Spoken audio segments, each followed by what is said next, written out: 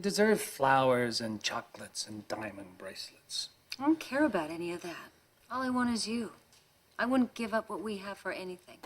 Suzanne Somers might not be the biggest star in television today, but she was a total star in the late 70s and early 80s. While television stars were usually quite rich and generally have no problem living a life of luxury well into their old age, they usually don't end up being worth over $100 million, which is what Suzanne Somers is now worth. Frank, I was prom queen, homecoming queen, and head of the pom-pom squad. What do you think? But how did she amass such incredible wealth? We mean, at the height of her fame, Suzanne was only being paid about $30,000 per episode. Of course, it was in the 70s, and $30,000 then is over $100,000 today. But even at that, it pales in comparison to the amount some of the biggest stars of television earn right now. For example, the main stars of the hit TV comedy Big Bang Theory earned anything from $700,000 to $1 million per episode in the last seasons of the show. So yeah, Suzanne Somers was being paid great money, but it wasn't the sort of money that would make you worth $100 million.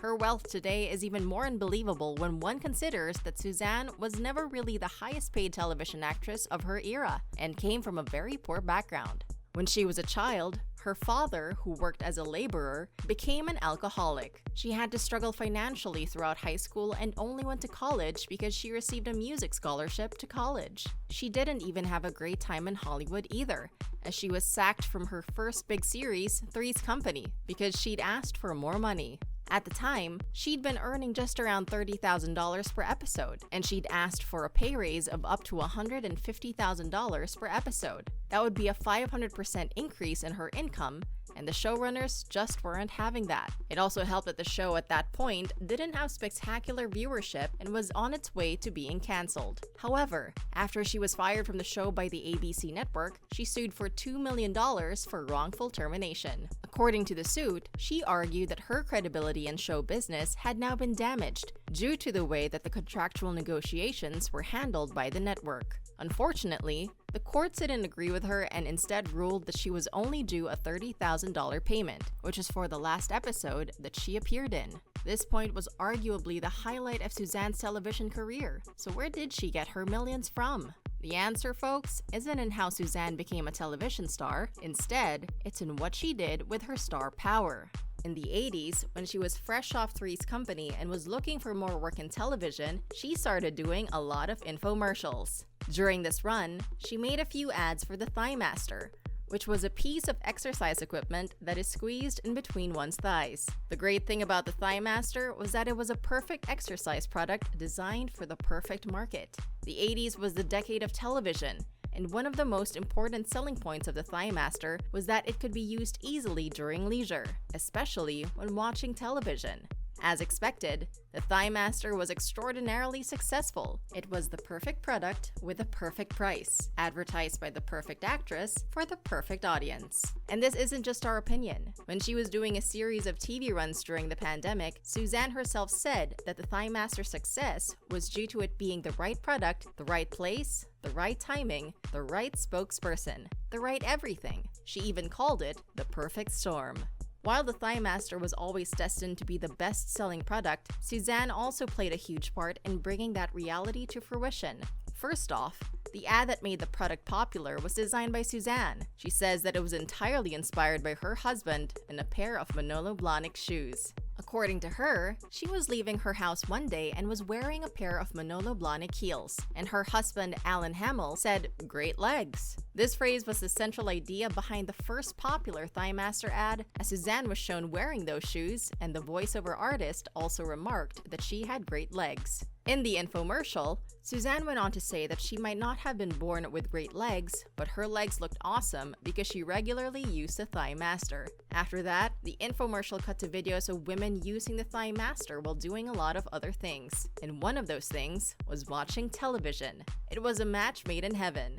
According to Suzanne, the product sold 10 million units straight out of the gate. It was a resounding success. But at this point, Suzanne was just an ambassador for the product, not the owner, right? So how would the success of the business affect her earnings so remarkably? Well, here's the thing. Suzanne might have been a star actress, but that was never all she was. She had a very keen mind for business too, and was never shy to show it. When she was in Three's Company, she played a character named Chrissy Snow. While she played Chrissy Snow, she told the showrunners that they could make a lot of money by selling Chrissy Snow branded products. But they ignored her, as they only cared about the actual show and nothing else.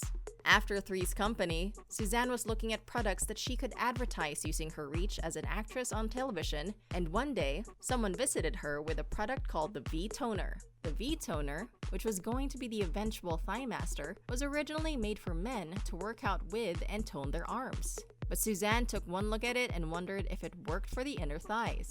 The owners of the V-Toner at the time said that it did, but they also believed that people were not interested in what the V-Toner could do for the lower parts of the body. Suzanne immediately told her that women were more interested in what the V-Toner could do for the lower parts of the body. She also told the woman that the name V-Toner could simply not work. That very day, Suzanne and her husband bought into the business, renamed it ThighMaster, and got to work. The duo's very first attempt at selling the ThighMaster was a massive success, and they had over 10 million orders in the first year alone. And as the ThighMaster was going for around $20 a pop, the company was making north of $300 million in revenue. But that wasn't the end of Suzanne's journey. The success of the ThighMaster was so incredible that her partners in making the product got drunk on all the money. They spent so wildly through it that it got to a point where they no longer could keep up their side of the business. And that's when Suzanne swooped in and bought them out, ensuring that she owned the business. But Suzanne wasn't done just yet. Her dismissal at ABC affected her so much that she vowed never to work under anyone again.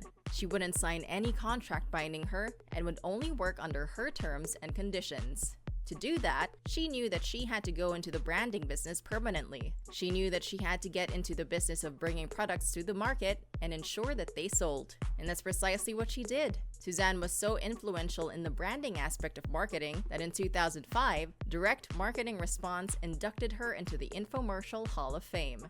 Aside from making strides in the world of marketing, Suzanne also wrote several books. Her first book, Ageless, included interviews with 16 practitioners of bioidentical hormone therapy. However, the book gave extra discussion to one specific approach called the Wiley Protocol. This was so controversial that a group of 7 doctors, all of whom utilized bioidentical hormone therapies to address health issues in women, issued a public letter to Suzanne and her publisher.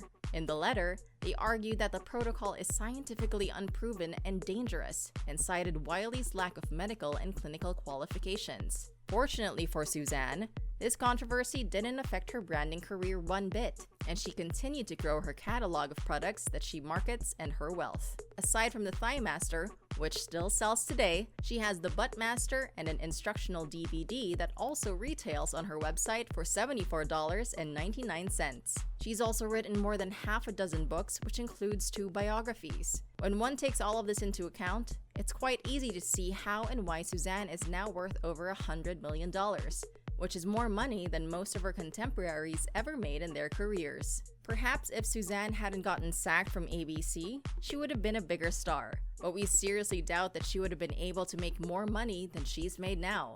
This just goes to show that sometimes terrible things could be blessings in disguise, and Suzanne Somers, the unlikely television millionaire, is the perfect evidence of that.